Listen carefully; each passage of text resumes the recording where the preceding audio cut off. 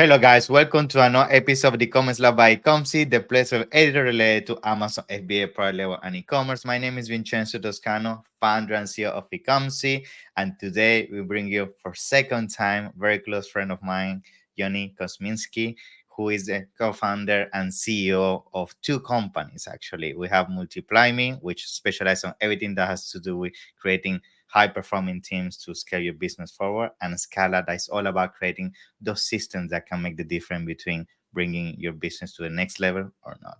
And that's why I wanted to bring Johnny today, because I know building systems and teams is effectively the most important thing that your company can do, because otherwise you end up working in the business rather than on the business. And that's unfortunately something I see a lot in the community. People get stuck into their daily operations. They really are very afraid to hire, people on board, or creating system that they can, detach from the business 1 week and they're not gonna go bankrupt, right? So that's all the things we're gonna be discussing on today's episode. So Johnny, pleasure to have you on the show today. How you doing, my bro? Vincenzo, it is a pleasure. I could sit and listen to you talk all day. I'm sad that I have to answer questions. I think, yeah, I was saying to you beforehand, but honestly, mate, it's always good to see you, and it's great to hopefully add some value to those who listen in today. Thank you, bro. Every single time we meet at events, I always say, I appreciate so much what you've been doing in the space. I feel the value you're bringing, first and most, is one of the things that sellers struggle so much, man. I'm sure you have these conversations every single day. Sellers are very afraid to let their baby start walking on its own, right? Like building something around that thing that they built from scratch, that they can go and do our ventures or launching our Amazon business. And that's the reality. Most of them don't grow. And I even feel it as an agency when I have this conversation with sellers. They're really scared to let people come on board and really bring the expertise. So that's something I really want to go deeper today. But before we do that, for those that might not know you, give us a quick intro about the wonderful Yoni and all your amazing background. Yeah. Yeah, well, I would say the topic that you outline, it's really one of the hardest things for people to make that mental shift of how do I let people in to Mhm. accelerate my growth as opposed to taking more on, and that's sort of the perpetual entrepreneurial struggle. So I'm excited to dive into that, why you should listen to me, and why it's going to be relevant in terms of the answers and the things we're going to be discussing. Personally, I spent 10 years in creative advertising and digital Mhm. marketing, working with Sony, MasterCard, Mercedes-Benz, Medtronic, big companies, and then came into the e-commerce and Amazon space on the back of sort of seeing what, it's at the pinnacle of that type of work looks like. Today, MultiplyMii, to give you guys a little bit of a snapshot, internally we have 100 full-time team members. So we grew as a bootstrap company to managing a lot of people, and like everyone listening in who's trying to make that considered jump, I had to also learn very quickly what it is to relinquish degrees of control while still staying in control of the direction of the business.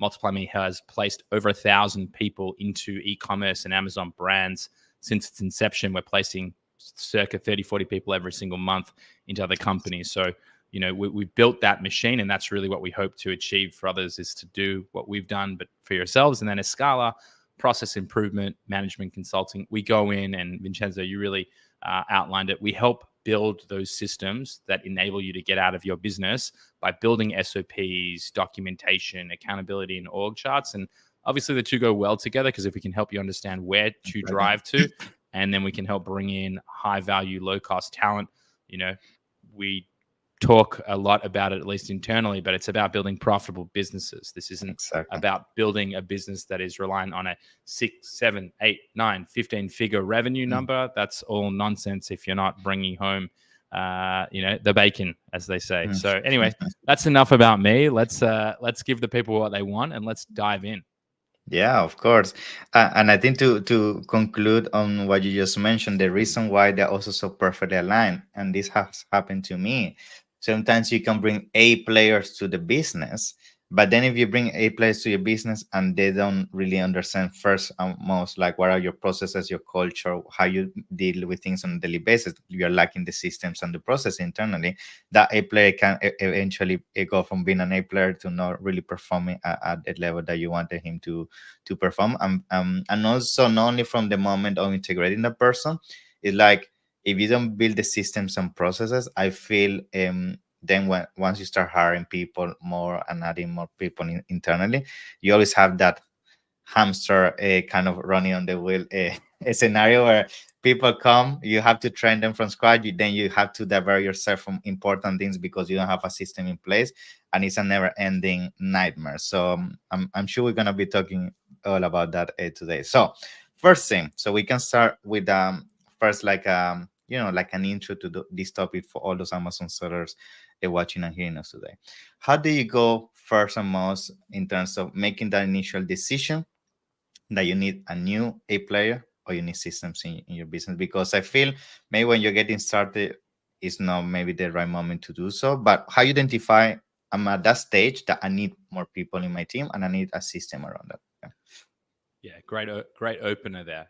I would say the first thing that I want to call out is that, up until a certain point when you're starting to figure out a business, it's totally fine for you to be a solopreneur working in your business. You want to figure things out. So, for anyone listening, it's not freak out. We need to hire someone tomorrow. The reality is, I would say, even to give you again, I don't like talking revenue numbers all that much as an indicator, but to keep it simple and to speak in the common language here, somewhere between 0 to $500,000, even up to $1 million, you could comfortably get away with being a solopreneur and being able to touch on a lot of the things that happen, assuming you're not a super high volume product that requires a lot of customer support, as an example. And especially if you're leveraging, resources like Ecomcy and external agencies, you can still be able to run your business and do the critical things. I would say as you go beyond that point, call it 2 to 3 million, it becomes very hard to get your hands around everything. And so you either have to go through leveraging lots of external providers, which even still is going to require roles like project management or someone to make sure that you're actually on track. But coming back to making that decision, which was the question that you asked, is that one, the great equalizer in life is time. And it doesn't matter how good of an entrepreneur you are, we all have the same amount of time. Even if you're putting in your 18 hours a day, which I highly advise against, because sooner or later you're going to get burnout. You only have so much time. So the first thing you need to really do is you need to assess and say, how am I spending my time? Where am I adding value in the business? And where are the things that could potentially be handled by someone else? A really simple thing that people can do is block time in your calendar. Look at how you're investing your time. If I'm, obviously here we're on a podcast having a conversation, it's in my calendar, but even the things that I'm working on my own, I'm blocking them off. I have them color coded. Google has a free, ability to tag, whether it's strategy or partnerships or product development or keyword research or whatever it is that you're working on. What you should do is look at how you're spending your time and then look at the things that say, does it need to be me? Keyword research. If you build a framework on what is relevant keyword research for new product development, as an example, then if you can say, well, these are the types of tools that I'm using, this is how I operate, really look and sort of grade your week and say, 1 is something that really doesn't need to be me involved. 5 needs to be me. I need to be the final decision maker, as an example of what product goes live. So if you look at how you're spending your time, you overlay that with the importance of it needing to be you. And then for the things that are 1s and 2s and potentially 3s, you can look and you can say, right, these are the things that actually make sense for me to delegate. I would say make sure that you bundle them, as an example, into things that are not like design work and development work and, doing finances. That's not going to be the same person. But keyword research, PPC management, as an example, if this is something that you're still not at a stage where you're bringing an external provider or it's still relatively small, those are the types of skill sets that would be uniform and you could bundle together and then look to hire. And I would say, obviously, you need to look at your cash position. You need to know that you can actually afford to bring someone in. And, that's obviously why I've seen success as a bootstrap founder in growing to where we're at today is because you can find resources, particularly at that junior and even up to middle management level, that can actually perform high value deliverables without having to bring someone on that's 6 figures. Exactly, exactly. I think one of the things I first want to bring to the table is the fact that I like the way you described that at the beginning is good and that you can bootstrap everything yourself, because I feel sometimes if you don't do that and you don't go through all the different areas that your business might need to effectively operate as a company, you then don't really understand what usually has to be done from a marketing perspective, from sales perspective, from a PPC perspective, graphic design.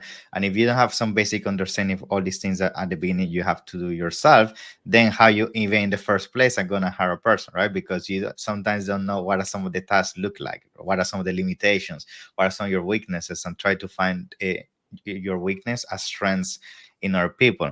And beyond that, you mentioned the cash flow side of things, which I would like to go a little bit deeper into that, because I feel when you go about hiring this next person that can come on board, sometimes people don't also understand what is their worth in terms of time. This is a question a lot of people don't make themselves. Like, what is my hourly rate, right?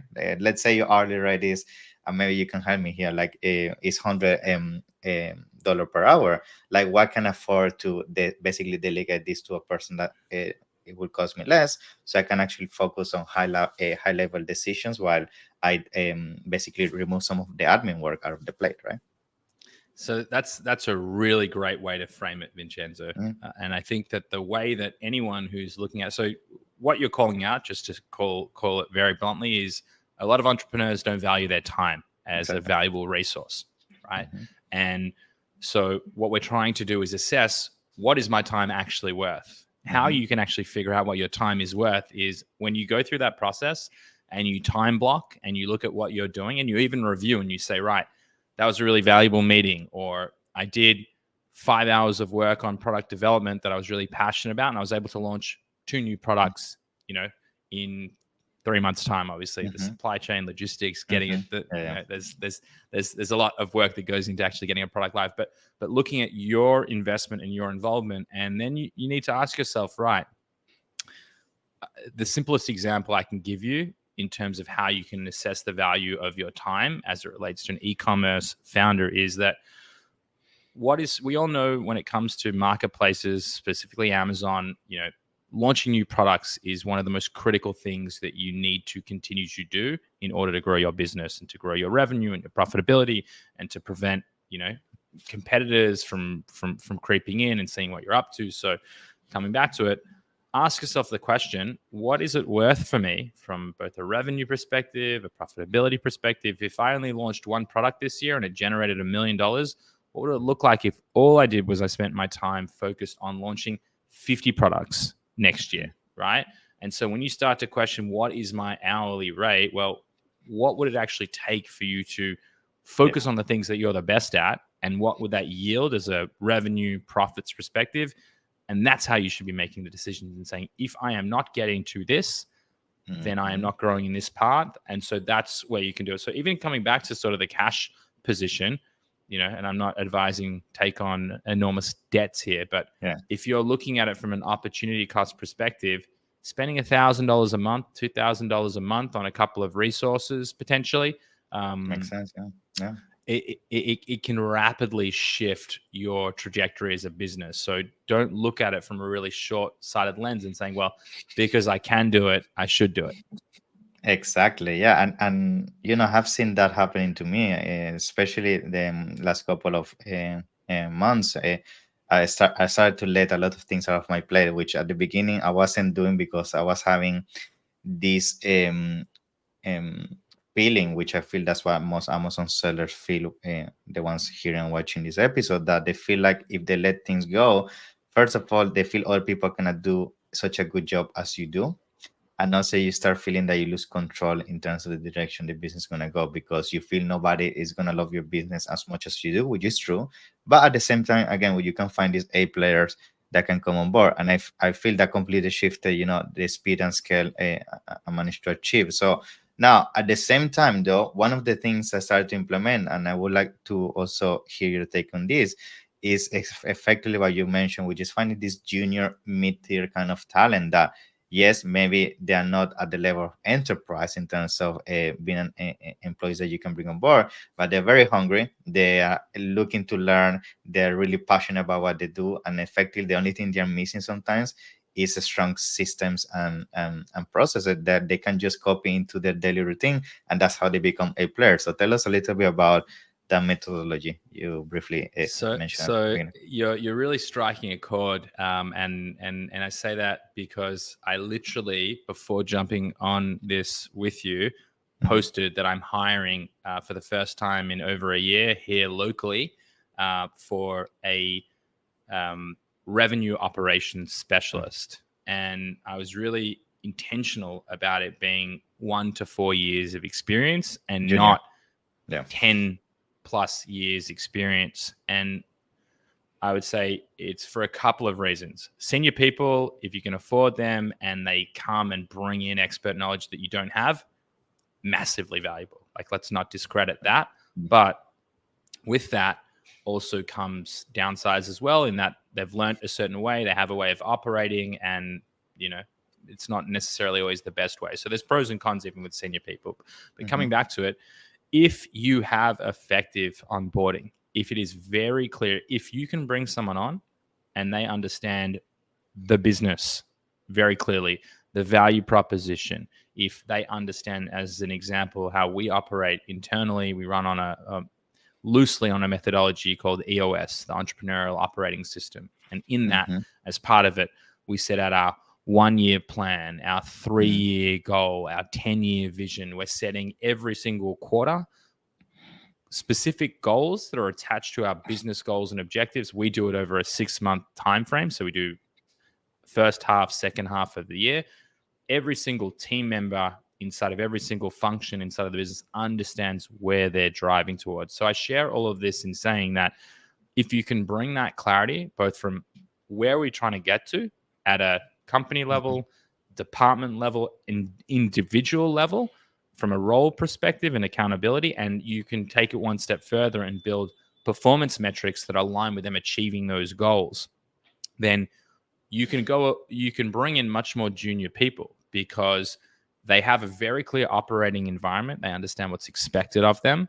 What's Yeah. more is that they can be brought up to speed very, very quickly, and you effectively bring the entire ecosystem internally together. So coming back to, sort of these mid-tier people, you can bring a C player into your business that shows a lot of potential, the hunger, the passion, the Mhm. desire. These are the things for this role that I'm looking for. Those are the things that are much more important to me. Yeah. That Of they course. that they have that desire, and so yeah. So all that I'm sort of saying here Yeah. is that if you can give them the information, if you can give them the guidance and direction, and give them general parameters, because what you don't want to do, just to show the other example, is it is counterintuitive to me, even when you talk about remote talent, to build a task list and say, do this, Mhm. then do Yeah. this, then do this, then do this, because ultimately you're still going to be the person accountable Exactly. at the end of that task list. As soon as it's finished, yes, boss, I've finished. Now It's like a what? bot. It becomes a bot at that stage. Yeah. Yeah. Exactly. Yeah. That's actually, I might take that, because that's exactly what it is. You're trying to build human bots. Yeah. Yeah. Yeah. And I think another thing I have figured out that it happens as well. Um, Usually, and this is just to give an example that maybe is gonna resemble with a lot of people. For those that watch football, or those in the US soccer, you're gonna find a lot of times these teams that bring all these A players into a single team, and they don't perform very well together because they have all their way of thinking. They have very robust already way of playing X, Y, and Z. But then you see other teams that all they did was preparing these deep players in from very young age, and they started to build their systems, their culture, and everything, and they play much better as a team. So what I'm trying to say is, in business, I feel sometimes the same. It's much better to bring people that is not as good at the beginning, but then you can mold to, in terms of how you think as an entrepreneur, your culture, your systems, and everything. That sometimes, as you say, bring this A player that is a six-figure salary, but they're very robust. Sometimes they're not very easy to mold around your business. It can create actually some issues if they're not able to adapt very fast because the cash flow intensity that they require. So The football analogy is a great one. If you bring in a really strong coach that is meticulous in the game plan and a list manager, that can outperform a lot of individual A players Exactly. who are not working to a collective goal. And you see that a lot in the Premier League in particular. Yeah, exactly. Yeah. Now, talking about systems as well. So of course we've been talking about funding, the A players, and how we can also get some of these juniors and mid-tier players to become A players throughout the journey of the company. But I feel creating systems, it can be also very tough, because sometimes creating a system, especially if you are into a growth phase, they are very dynamic. This system can shift in matters of months, right? Because you keep learning, especially with how fast the e-commerce space is evolving. Especially Amazon, every single Monday is a new strategy, a new way of ranking, a new way of doing listing, a new way of doing images. So it's like the system can become very obsolete very fast, right? So what is your advice here? Like how I can keep up with this? Because if it's otherwise, I would be always need to go back to the drawing board, and by the time I finish I need to do another system. You see what I mean? So how you Great. mitigate that? You're asking all the right questions, and you're asking the questions of someone who's really learning through their growth in their business. So, having these types of conversations, you always get a good feel of sort of where Yeah. someone's at, and you're quite evolved in your thinking of how you're building a business. So that's just That's a small payment to you, and just thank giving you. you the credit you deserve. Because we get a lot of these questions on a Scala discovery calls, Mm, and the advice that I like to share with people is that you shouldn't be building SOPs from day one. Again, just mm, like I gave the example of 0 to a million, that you can get your hands around a lot of things and manage a lot of things, you should not be trying to document an SOP the first time you're trying to figure things out, because there will be rapid shifts in what's happening. You'll be testing and realizing things don't work. And I think what's important is that usually when you're starting specific functions, core deliverables, projects, it usually starts with one person until you have quite a robust team, mhm, or the function is really built out. So waiting to a point where you have something that resembles something that's working is when you should really start to invest and move into it. So I would say, like, to give you sort of a broad stroke time frame, mhm. True. within somewhere inside of the first 6 months of service delivery, that is when you should start to really look at at documenting the processes to a meaningful way. And I would look at it in two parts. There's one aspect around process documentation, and then there's like standard operating procedures, which is like the detailed insights. How we approach it is there's like the flow of the business. So like, if we looked at an agency, um, there's marketing that brings Mhm, in marketing qualified leads that eventually mhm, become sales qualified leads. Those sales qualified leads would then move into, winning a new client. There's onboarding, then there's the service delivery. So there's a lot of like those types of things you should track, and you should say, what is the actual flow and who's going to be responsible to that level. That you need to understand. Trying mm, to document, like, what does client onboarding look like, in a detailed aspect, until you've actually done that with 2 or 3 or 4 clients, and you're at a point where you're like, either I want to start to consider handing off parts of it, or I want to make sure that I'm not the only one working in the business here. That's when you should start to consider going to those next layers and in building that step-by-step guide. cool. Yeah. Yeah, nice. And I think something I have started to do, and it also has worked, is that when we create these systems across specific tasks, let's say around PPC, right? And then you have sometimes team member that come to you, and this can be also useful for everybody hearing and watching. Like your team start asking you a question, and that question give you a specific outcome that was beneficial but wasn't part of the SOP. They should be also responsible to go back to the SOP and now add this extra question as this question gave me this output, and that output gave me this result in terms of their business, and then start evolving in a dynamic approach, right? Than only having the leader, in this case the owner of the business, being the person responsible for the SOP. Make you also your team accountable to go back to the SOP and give them the freedom to actually add their input, because as we all know, if you have a person that is very hungry and looking to experiment with new things and discover things that you are not even aware that they exist, like they should also have the freedom to I bet interact with those systems, right? Absolutely. If you can build them to that level, then all of Hmm. a sudden you set people free. Exactly. You Hmm. you allow them, and you I just want to go back to one of the points that you had mentioned earlier about when you get really busy, you're going Hmm. through growth, and you have this sort of push pull feeling of that I need to go and onboard this person and I need to give them the information, but I've got all these really Hmm. highly important tasks, urgent tasks that are cropping up, and you sort of get stuck in this vacuum of I Hmm. can't get them exactly the hamster wheel that you called out Yeah, actually, yeah. where you want to help them get up to speed, but you're getting pulled into everything that you're trying to do. And if you're able to build effective SOPs, where again, let's say that they're 80% correct, right? They can still come to you for questions and update them and go through that process. But if you can turn not just the SOPs, but you can turn that into a really effective onboarding plan, what does the first 30 days look like? 60 days, 90 days look like? What are the projects that you're going to work on early on to get some quick wins? What does the structure look like? How do I get information around the company? How do I systematically approach going from being a whatever account manager, a junior account manager who has no experience, to running multi-million-dollar accounts and doing things at a really high level? If you're able to give them that information in a way whereby you are not the one who has to deliver all of the information, then you're able to focus on those important tasks and potentially urgent tasks without needing to get drawn back in each and every time someone new comes on, especially if you have high turnover. I mean, you're going to be stuck on that hamster wheel forever. Yeah, I know. I know.